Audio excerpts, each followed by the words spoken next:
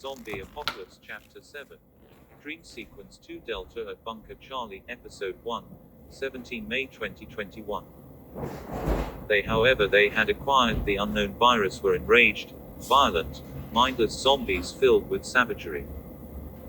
Whatever had happened to them, whether they were byproducts of a biohazard experiment gone wrong or they had breathed in too much toxic air, had caused them to kill and devour any living thing they came across, including humans.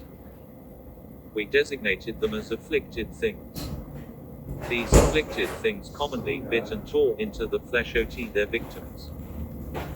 Usually, once afflicted things had gotten their blade-sharp teeth into their victims, there wasn't much left. Afflicted things avoided human intestines. I wondered, were these the same creatures responsible for the carnage at Bunker Charlie? We were to clear out an airport that was infested with them, a major campaign spearheaded by the bigwigs at UN headquarters code-named Wipe Them Clean. I was attached to a squad of 6 medics and RWO combat soldiers who functioned as guards.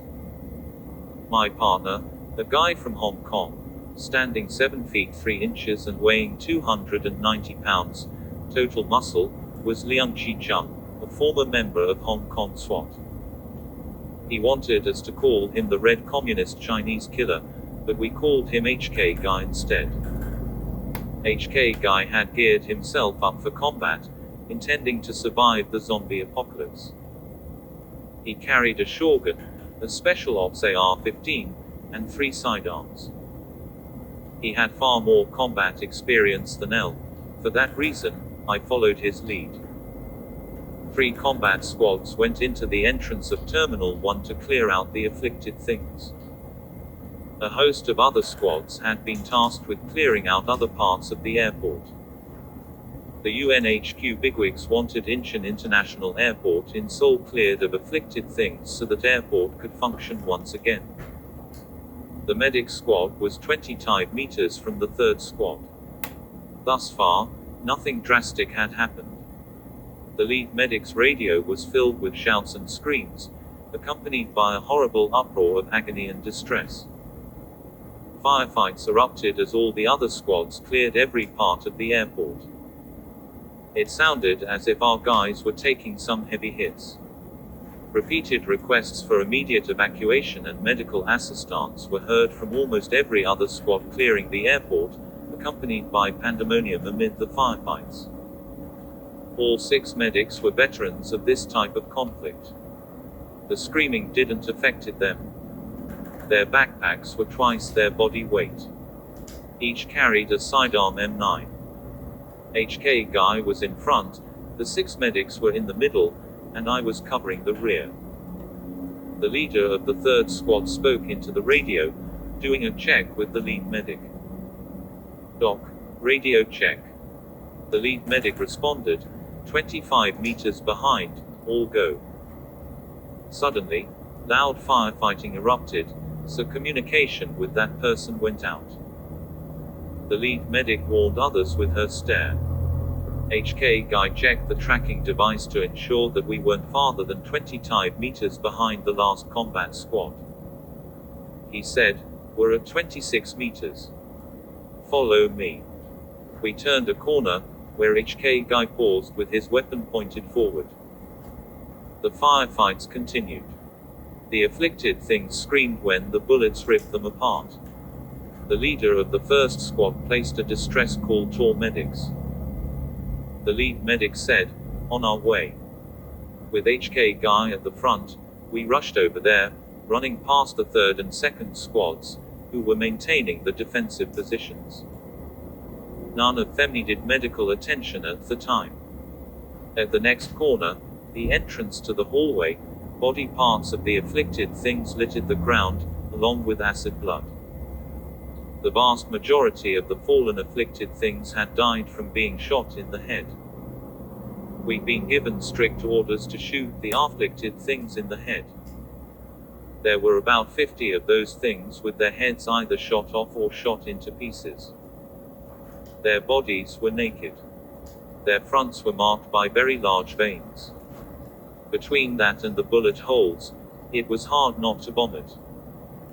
The afflicted thing's thick blood was also abnormal, extremely dark red and thick like glue, accompanied by the strong acidic smells of some unknown chemical. I was almost sure that these afflicted things and the other afflicted things were the end product of some biohazardous experiment gone amok, or else an experiment that had yielded favorable results to the North Korean mad scientists, as they had hoped. Either way, the 3 combat squads, among others, had been mandated to kill on sites without fail. To be bitten by one of the afflicted things was a guaranteed death. We reached the first squad. One of the soldiers had been bitten in the neck with a large chunk of flesh missing, exposing the veins and fatty tissue. Those who were helping the soldier were extra careful not to touch her blood. The lead medic evaluated the soldier, then told everyone to get back. The soldier was dead, yet her body was twitching in every which direction. The lead medic signaled for HK Guy to shoot her in the head. The very moment HK Guy raised his shotgun to proceed, the leader of the first squad tackled him. The two began wrestling with the others watching. Both got back on their feet. The leader of the first squad yelled, "You're not shooting her head off." HK Guy pushed his opponent against a wall, wagging his finger in his face. The height of the first squad leader was about 5 feet 6 inches, and HK Guy was well over 7 feet 5 inches.